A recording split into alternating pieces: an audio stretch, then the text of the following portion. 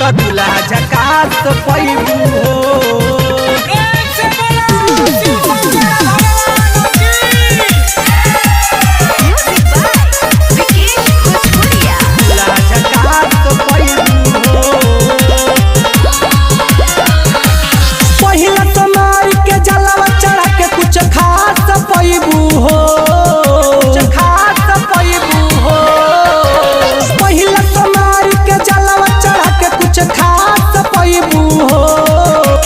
भोला जी पर जलावा चढ़ाइबू, जदी भोला जी पर जलावा चढ़ाइबू, जदी भोला जी पर जलावा चढ़ाइबू त दूल्हा झकास पैबू हो।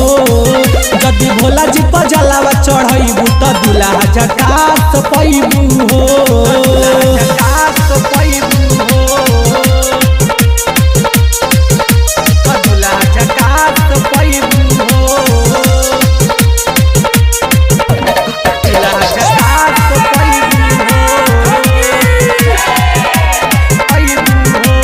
पहिला सोमारी के होला बड़ी भीड़ हो, देखिया ना जल कहीं जाए तोहर गिर हो, देखिया ना जल कहीं जाए तोहर गिर हो। पहिला सोमारी के होला बड़ी भीड़ हो, देखिया ना जल कहीं जाए तोहर गिर हो। सुल्तान गज से जलावा लेके देव घर जइबू हो, सुल्तान गज से जलावा लेके देव घर जइबू हो।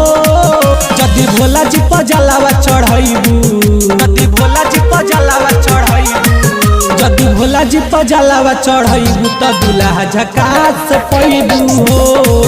जदी भोला जी पर जलावा चढ़ाइबू त दूल्हा झकास पैबू हो। दूल्हा झकास पैबू हो।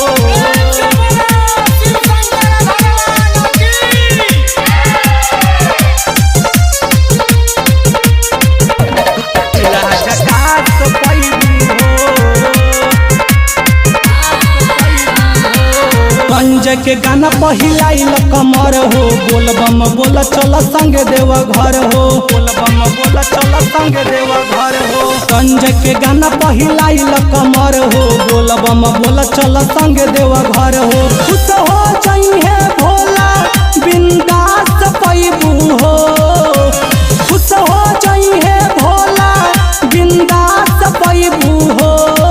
जदी भोला जी पर जलावा चढ़ाइबू, जदी भोला जी पर जलावा चढ़ाइबू, जदी भोला जी पर जलावा चढ़ाइबू त दूल्हा झकास पैबू हो।